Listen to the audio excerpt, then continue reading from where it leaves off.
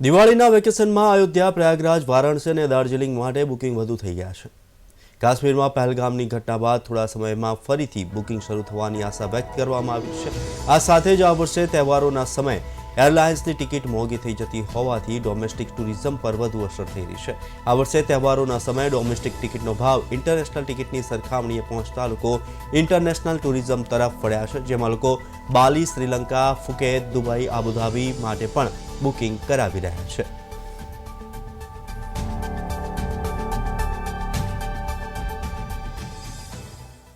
ખાસ કરીને આપણે જ્યારે દિવાળીની વાત કરીએ છીએ ત્યારે ગુજરાતીઓ પોતાના પરિવાર અને ખાસ મિત્રો સાથે બહાર ફરવા જતા હોય છે.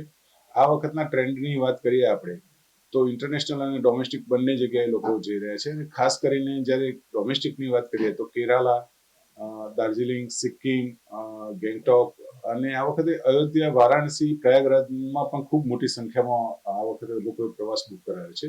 સાથે ઇન્ટરનેશનલની વાત કરીએ આપણે તો બાલી, શ્રીલંકા, વિયેતનામ, પછી વાત કરીએ સિંગાપોર, મલેશિયા, દુબઈ, આબુધાબીની ટૂરો પર લોકોએ પોતાનો પસંદગીનો ખર્ચ કર્યો છે અને ખૂબ મોટી સંખ્યામાં લોકો ત્યાં પણ ઇન્ટરનેશનલ પર ફરવા જઈ રહ્યા છે.